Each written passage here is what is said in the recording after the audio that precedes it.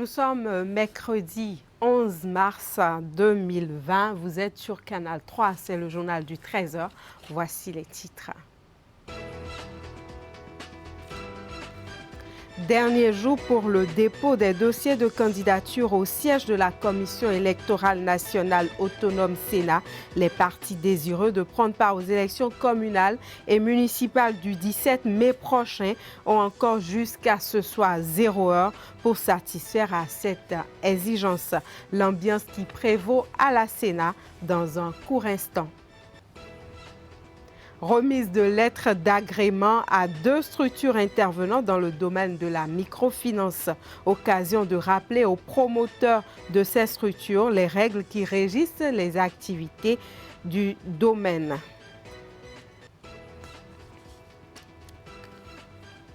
Célébration de la Journée internationale des droits de la femme. Les femmes de la société Ciment Bouclier célèbre cette journée. Plusieurs activités étaient au programme. Opérations de salubrité, dons de vivres et de produits de première nécessité.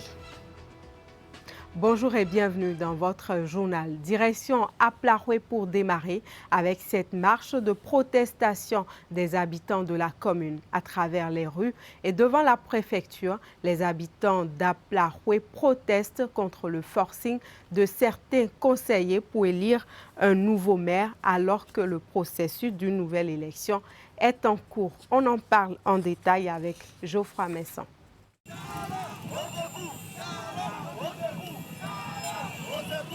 Le réveil a été marqué ce mardi à Azové, principale ville de la commune d'Aplaroué dans le département du Koufo, par des bruits de protestation. Tam-tam, castagnettes, pancartes et autres banderoles en main, avec des chants et des cris de détresse. Ces fils et filles de la commune d'Aplaroué se sont en effet lancés tôt dans la matinée, depuis l'entrée de la ville d'Azové, dans une marche grandeur nature de protestation. Face à des questions d'ordre, de corruption, d'ordre de la mafia qui se passe, les paisibles populations qui ont également le droit de bénéficier, après leur devoir, de ce que engendre la commune et de se voir impuissants devant certaines questions, a décidé volontairement, vous avez vu dans la rue ce matin, que la population d'Aplaroué a décidé véritablement en découdre avec cette question et c'est de ça qu'il s'agit. La marche les a conduits à la préfecture du département du Koufo, située à Aplaroué. Là, une motion a été lue devant des membres de l'administration préfectorale, conduite par le secrétaire général. Les populations du Koufo, réunies devant la préfecture ce jour, félicitent et remercient le président de la République, Patrice Talon, pour avoir révoqué dans le temps M. Kazmi Sossou au cours du Conseil des ministres du 16 mai 2018. En réponse à une décision récente rendue par la Cour suprême sur le différend qui oppose les membres du Conseil communal d'Aplaroué, le préfet du Koufo vient de prendre un arrêté portant convocation des conseillers de la commune d'Aplaroué pour l'élection du nouveau maire le jeudi 12 mars prochain. Monsieur le préfet ou son représentant, nous, population du Koufo, venons vous inviter à prendre la mesure de la situation que vous venez de créer par votre arrêté.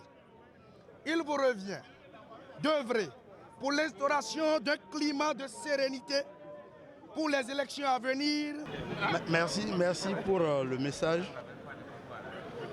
Étant donné que je suis qu'un représentant, j'ai pris acte de votre message.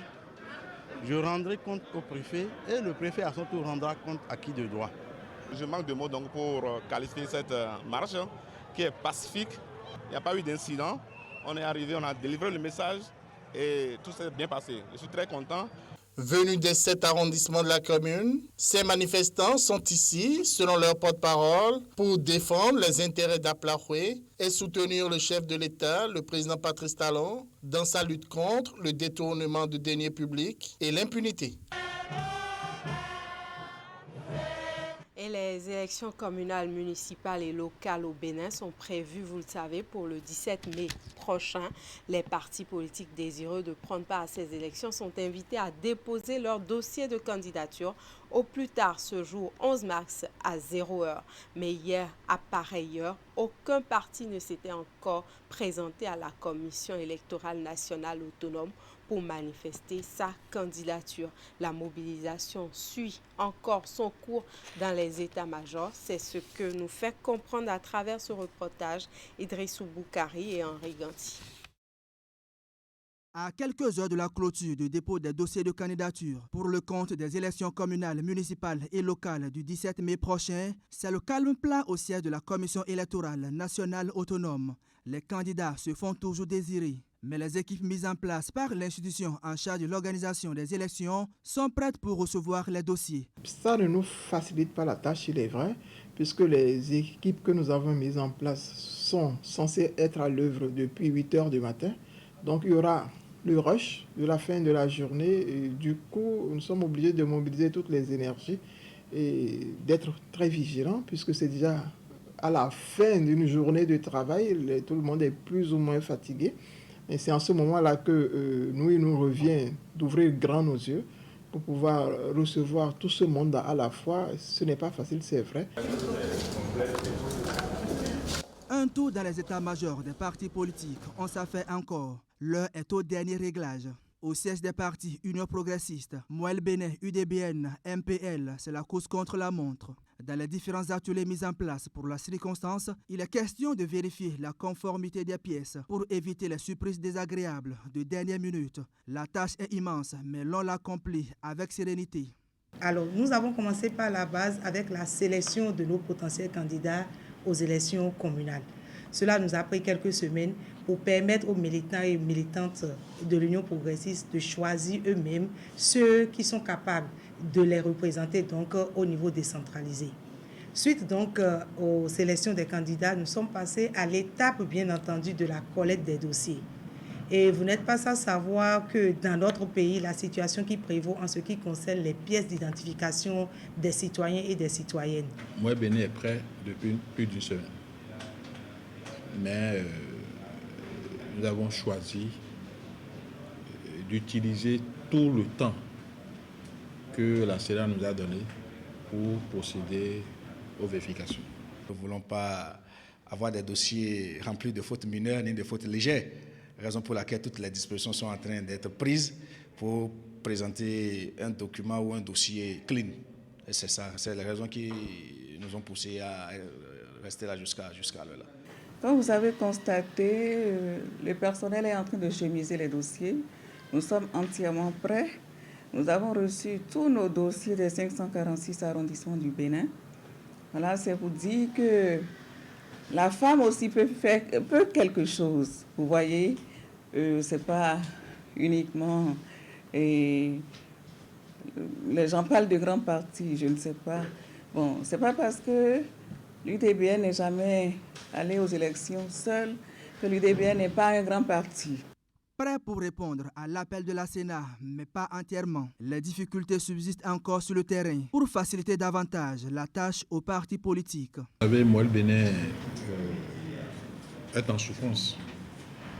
Moi, le Bénin est attaqué de partout. Aujourd'hui, le maire d'Avrancourt et celui de Misrité refusent de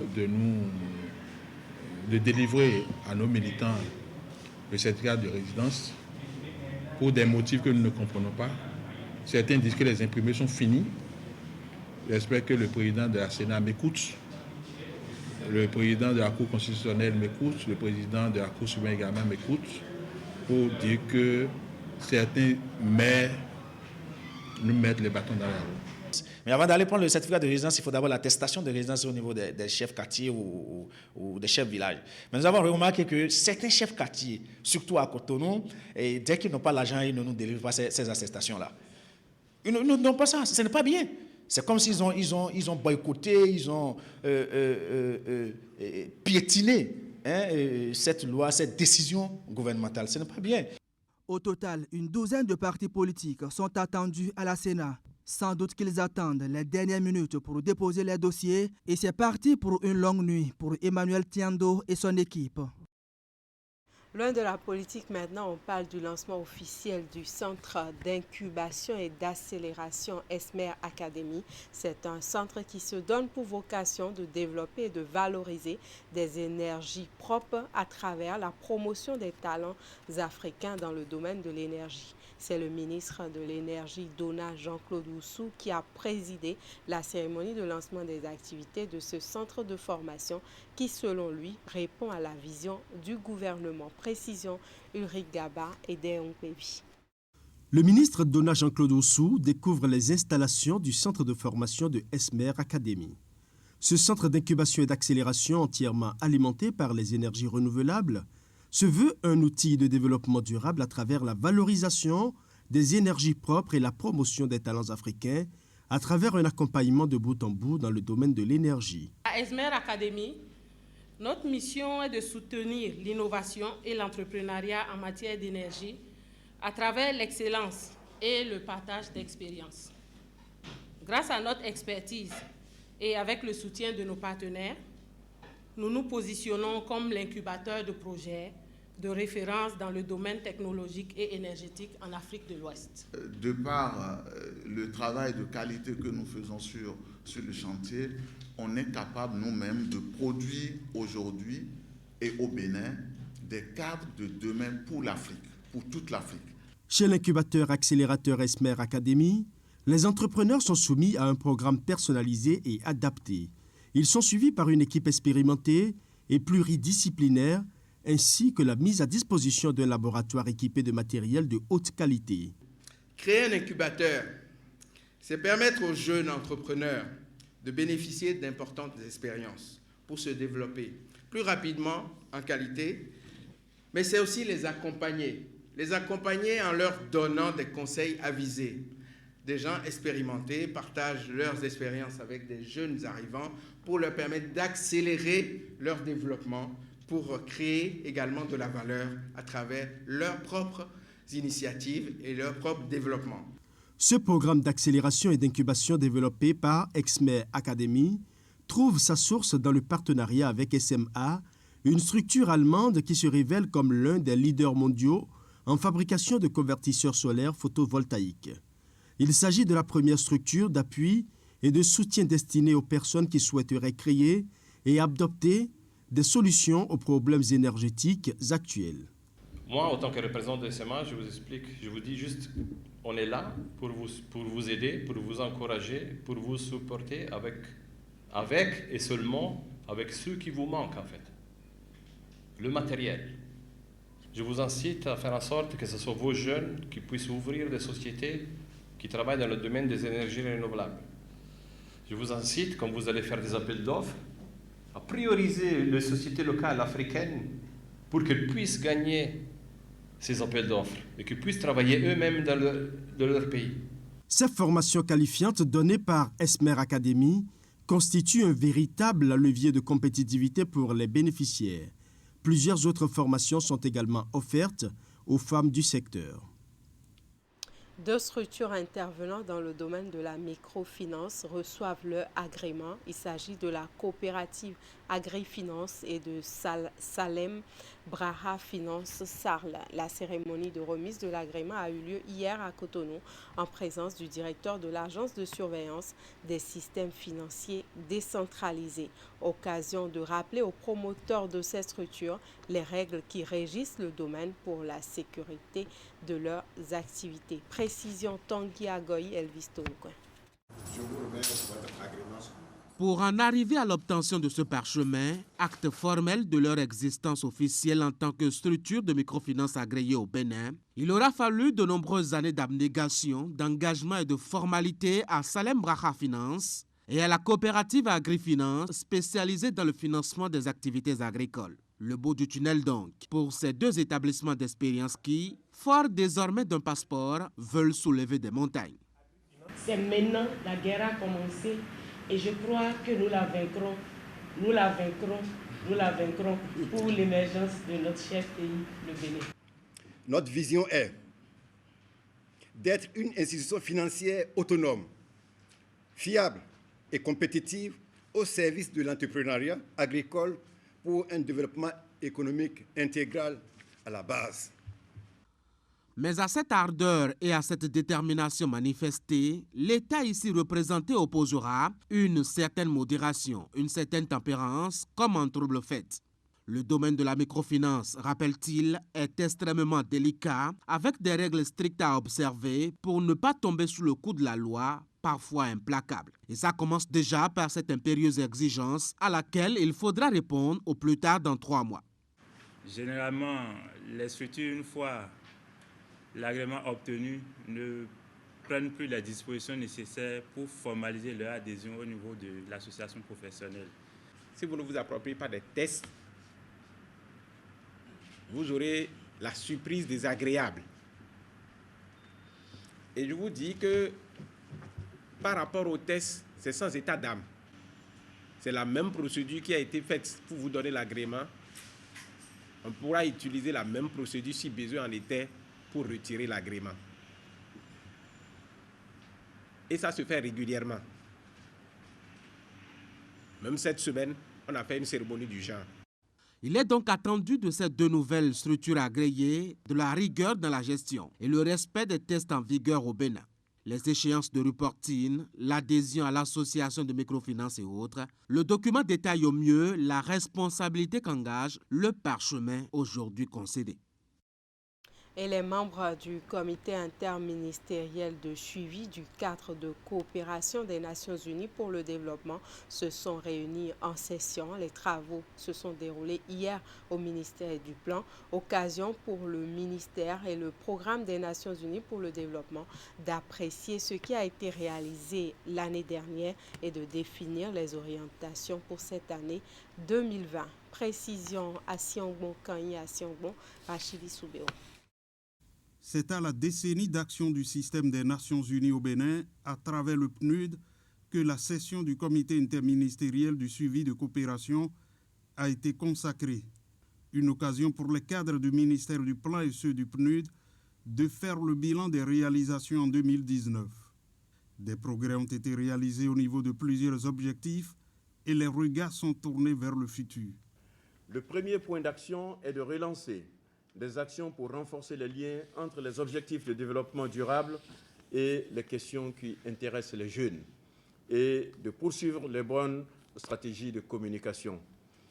Le deuxième point d'action porte sur notre engagement et ambition à renforcer les actions et l'égalité des sexes et sur l'environnement. Le troisième point d'action portera sur le renforcement du cadre de financement du développement au Bénin et l'amélioration de l'intégration des objectifs de développement durable dans le processus budgétaire. Le PNUD entend ensemble avec les acteurs béninois du développement trouver des solutions innovantes, lesquelles produiront des résultats concrets susceptibles de rendre plus dynamique le progrès pour assurer l'atteinte des objectifs du millénaire pour le développement. Pour le gouvernement, c'est la satisfaction. Je suis heureux vraiment que le système des Nations Unies nous accompagne dans la mise en œuvre de la restructuration de ce système. Je veux saluer à cet égard les efforts que nous sommes en train de faire avec le PNUD pour nous assurer que tous les acteurs intéressés par la rénovation des statistiques au Bénin se retrouvent autour d'une table d'ici peu. Le cadre de coopération est l'instrument de référence et fédérateur de toutes les interventions des agences du système des Nations Unies au Bénin. Il est totalement aligné sur les priorités nationales de développement. L'actualité de ce mois de mars, c'est la Journée internationale des droits de la femme. On en parle encore. Les femmes du ministère du Plan et du Développement ne sont pas restées en marge de cette célébration. Elles se sont retrouvées pour célébrer cette journée, une célébration dont le cadre de déroulement était Golden Tulip à Cotonou. Au menu des échanges, la place de la femme dans les instances de décision. Suivez le reportage.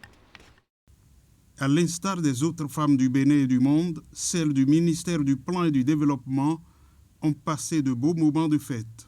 Une célébration de la Journée internationale de la femme qu'elles ont transformée en un rendez-vous d'échange, de partage et de convivialité. En clair, elles se sont imprégnées d'une réalité, celle des droits de la femme au Bénin et dans leur ministère.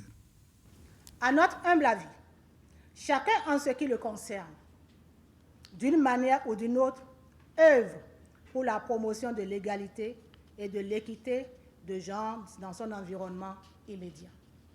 Cette édition nous invite donc à l'amplification de tout ce qui se fait déjà par chacun dans sa maison, dans son environnement socio-professionnel.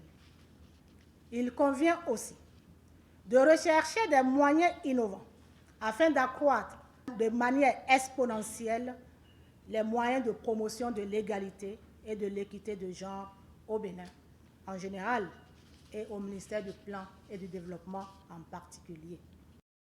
Le ministre d'État chargé du Plan et du Développement, Abdoulaye Biotchane, a écouté le bilan fait par les femmes dans le domaine de l'égalité du genre. Il a souhaité des échanges francs et libres. Créer un environnement, disons, favorable pour l'ensemble du personnel et bien sûr pour les femmes aussi. On vient au ministère, on vient dans les directions pour travailler, mais il faut que le personnel en venant, je le dis toujours et je le dis surtout en direction de l'administration, du secrétaire général, il faut créer une atmosphère qui permette aux gens en venant de dire « j'ai envie d'aller travailler ». Au ministère du Plan du Développement, les femmes reconnaissent unanimement la promotion par le ministre d'État depuis 2016 de l'égalité de genre. Elles n'en veulent pour preuve que la promotion de 50% des femmes dans les structures aux côtés de 50% d'hommes.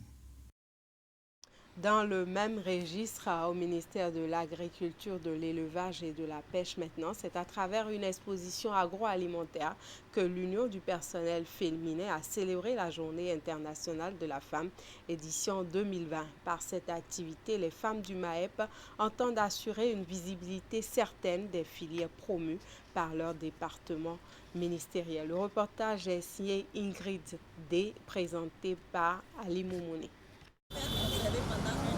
Toutes les chaînes de valeur agricole s'exaltent à travers cette foire agroalimentaire initiée par l'Union du personnel féminin du ministère de l'Agriculture, de l'Élevage et de la Pêche. L'activité s'inscrit dans le cadre de la célébration de la Journée internationale de la femme, édition 2020. Par cette exposition, les femmes de ce ministère entendent donner de la visibilité aux filières promues par leur département.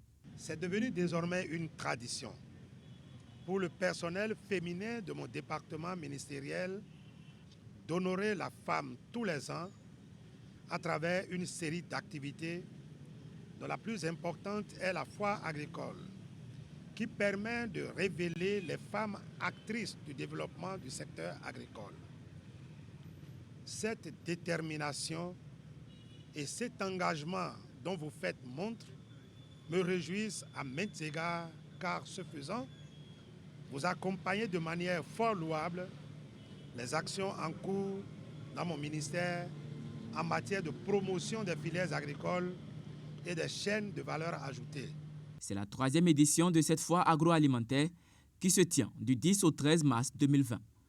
Elle est placée sous le thème « Ensemble développons la stratégie pour la promotion de l'égalité et de l'équité du genre dans le secteur agricole ». Cette exposition de l'Union du personnel féminin du MAEP révèle l'immensité et la richesse de l'art culinaire ainsi que le génie créateur du transformateur béninois.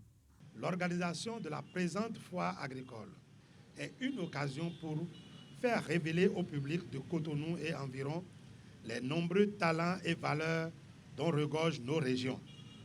C'est pourquoi je vous exhorte à donner le meilleur de vous-même en montrant votre savoir-faire et en communiquant massivement sur vos produits ou articles durant les 4 jours d'exposition. L'initiative est accompagnée par le programme cadre d'appui à la diversification agricole, la coopération allemande GIZ, la coopération belge ENABEL et l'Union européenne. La célébration de la Journée internationale de la femme est aussi marquée par une séance de don de sang. Opération de salubrité, don de vivres et de produits de première nécessité, c'est ainsi que les femmes de la Société des Ciments Boucliers ont passé la journée du samedi pour commémorer la Journée internationale de la femme 2020. Dans l'ensemble, les femmes se sont éclatées après une matinée marathon. Ulrich Gaba nous donne les détails. C'est par une opération de salubrité dans le 12e arrondissement de Cotonou que le personnel féminin de la Société des Ciments du Bénin a donné le top aux festivités de la Journée internationale de la femme.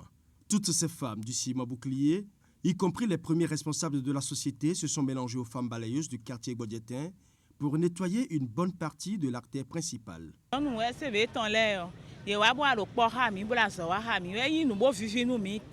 C'est pour encourager ces dames qui le font de façon bénévole. Il faudrait d'ailleurs les décorer, je l'ai dit, parce qu'on vient de faire une rue. Vous voyez dans quel état on s'en est, en transpiration et tout. Elles font ça 2 fois par semaine. On est très fiers d'elles, je le dis, on est très fiers. Et avec l'équipe des femmes SCB, qui elles-mêmes se sont investies. Ce n'est pas uniquement la SCB, elles se sont investies avec leurs propres ressources. Notre souhait, c'est qu'un partenariat soit né de cette façon pour que de temps à autre, périodiquement, nous puissions être amenés à reprendre ce geste que nous venons de faire. Et justement, pour pérenniser l'opération de salubrité, le personnel féminin du ciment bouclier a offert aux femmes balayeuses un lot de matériel et d'équipements. Et pour mieux stimuler ces femmes qui ont appris à préparer du savon liquide, le personnel féminin de SCB Bouclier offre sur fonds propres, par souscription volontaire, des intrants pour leur permettre d'entreprendre leurs activités génératrices de revenus. Toute cette opération s'étant déroulée dans l'enceinte de l'école primaire publique de Godietin, les responsables du ciment bouclier se sont rendus compte de l'état de délabrement avancé de certaines salles de classe. Ils décident donc d'accompagner l'éducation des enfants. Vos enfants aussi nous tiennent à cœur. Avec les femmes de la SCB, on vous annonce qu'on va vous faire également un don de ciment de 5 tonnes pour votre école. Les femmes du ciment bouclier ont poursuivi leur journée marathon au centre psychiatrique de Djako pour offrir des vivres et quelques produits de première nécessité aux pensionnaires. Je vous remercie sincèrement. Que le Dieu Tout-Puissant vous le rende au centuple. Que l'Éternel se souvienne de tous les offrandes que vous avez faites dans vos vies. Au nom de tout le personnel du centre, je vous remercie vivement pour tout ce que vous avez apporté aux malades ce matin. Je vous remercie d'avoir pensé à eux. Après avoir pensé aux autres, place à la fête. Toutes métamorphosées bien parées, les voici toutes belles pour jouir de la journée qui leur est consacrée. Un généreux buffet, assaisonné de belles sonorités de l'orchestre Golden Mellow, a permis aux femmes de se libérer de tout stress. Et c'est d'ailleurs tout le sens et la portée du combat que mène au quotidien le staff dirigeant. Ça ne sert à rien qu'il y ait une division dans une équipe serrée comme la SCB. Alors c'est très important la culture, l'ambiance, la bonne ambiance dans le milieu de travail, c'est très important. Et Monsieur Pierre Amida, qui vous félicite également, qui vous souhaite une bonne fête des femmes, qui vous soutient et qui est très contente de voir votre implication personnelle, parce que je l'ai souligné à plusieurs reprises. J'ai dit, c'est pas juste la SCB, c'est les femmes de la SCB qui elles-mêmes ont contribué vraiment à la beauté de cette journée. Toute l'après-midi, elles ont dansé au son de tous les rythmes. Des stars improvisées ont interprété plusieurs morceaux pour égayer leurs collègues. Même le duo du staff dirigeant a répondu à l'appel de la joie.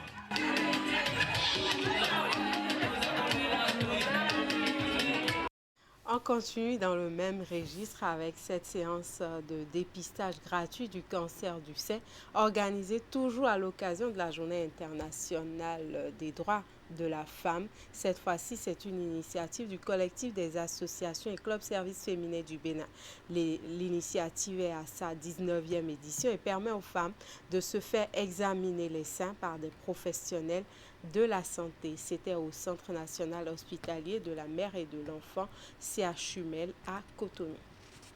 Ces femmes que voici alignées l'une après l'autre sont en attente d'être dépistées du cancer du sein.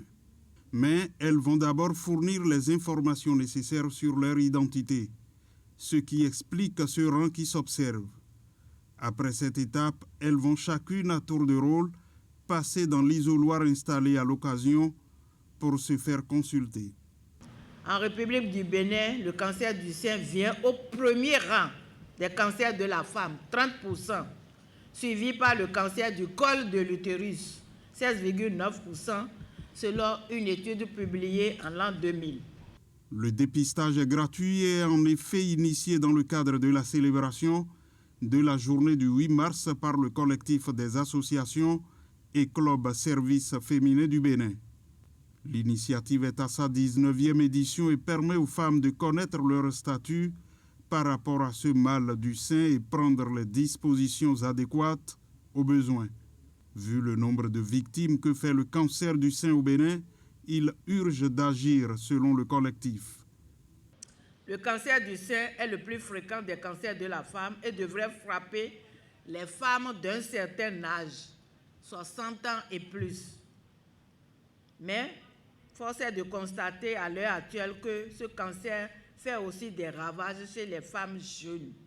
Vous favorisez par vos actions le bien-être et l'autonomisation de nos femmes, de nos sœurs et de nos mamans. Car pour mener des activités économiques, pour entreprendre, il faut d'abord être en bonne santé.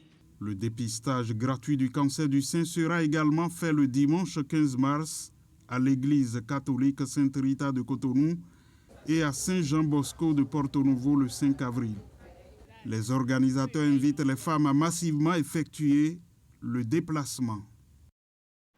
Des sanctions au sein des organes de presse, l'Observatoire de la déontologie et de l'éthique dans les médias ODEM, saisi de plusieurs plaintes courant l'année dernière, a rendu public 3 décisions.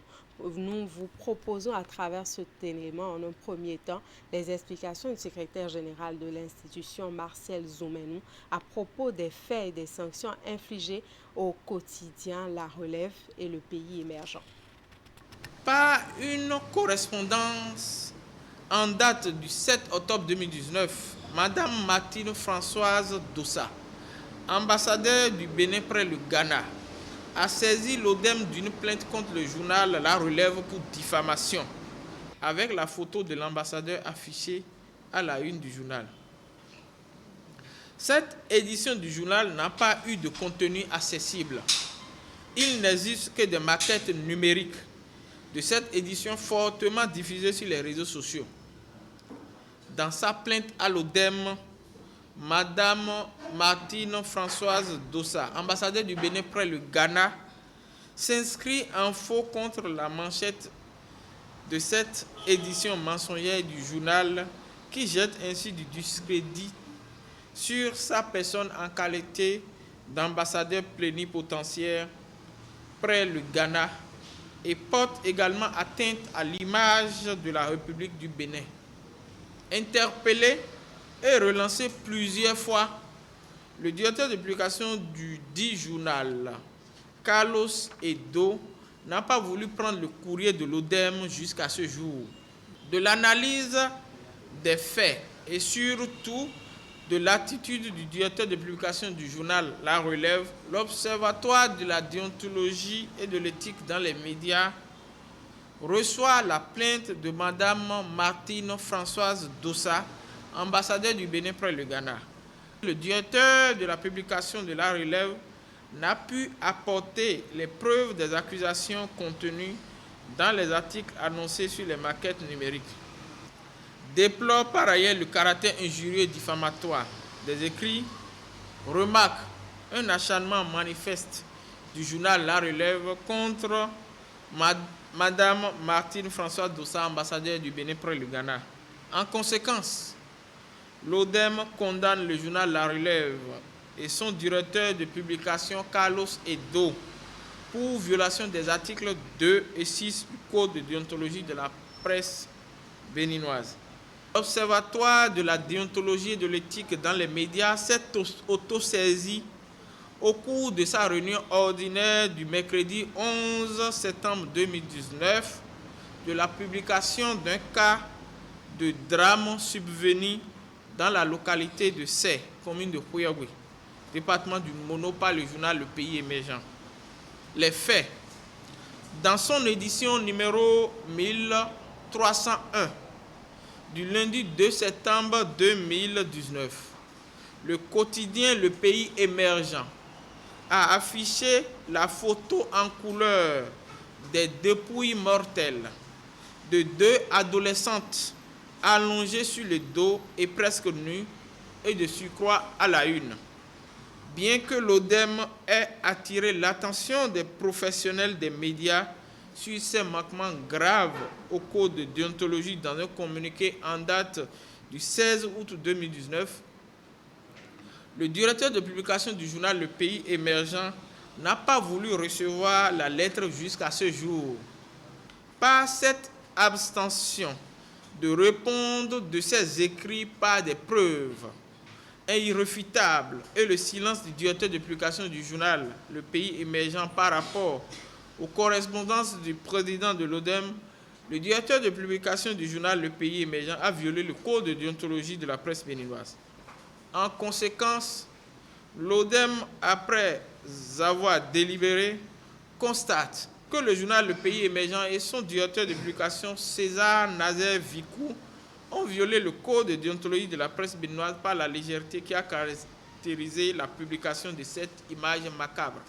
Condamne le journal Le Pays Émergent et son directeur de la publication, César Nazaire Vicou, pour violation des articles 15, 16 et 20 du code de déontologie de la presse béninoise.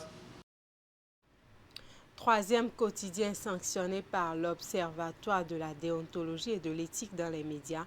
Il s'agit du journal Kinikini pour diffamation à l'encontre de Franck Pochemin, ancien président de l'Union des professionnels des médias du Bénin, actuellement conseiller à la haute autorité de l'audiovisuel et de la communication. Je vous laisse à nouveau suivre les explications du secrétaire général de l'ODEM, suivi des propos de son président. Par lettre datée du 21 mai 2018, M.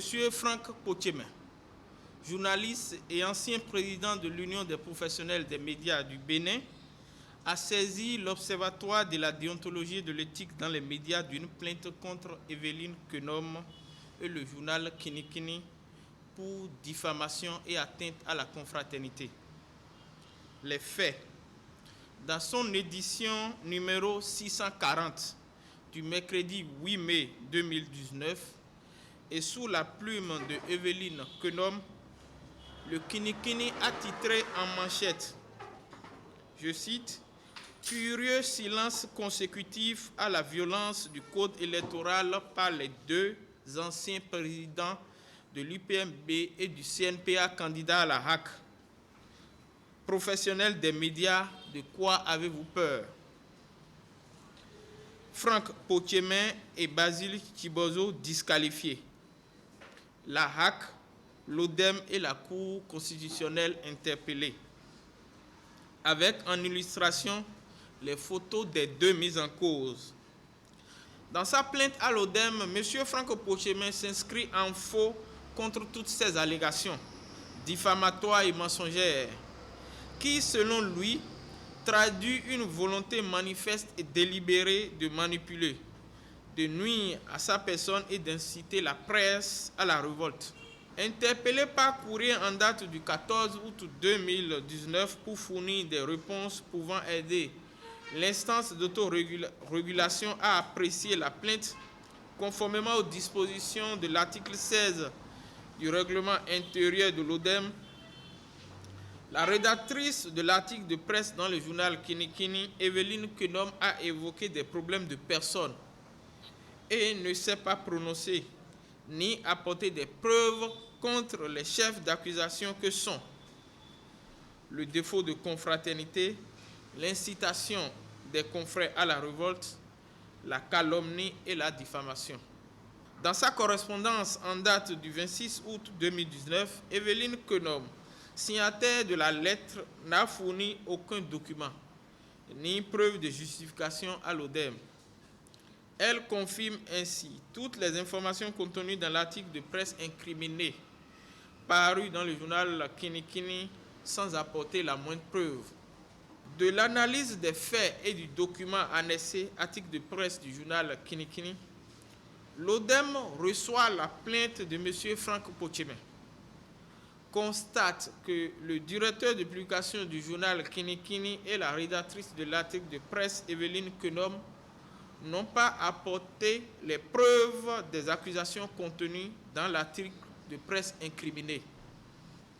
Déplore aussi l'acharnement manifeste de la rédactrice Evelyne Kenom contre le journaliste et l'ancien président de l'UPMB, M. Franck Pochemin.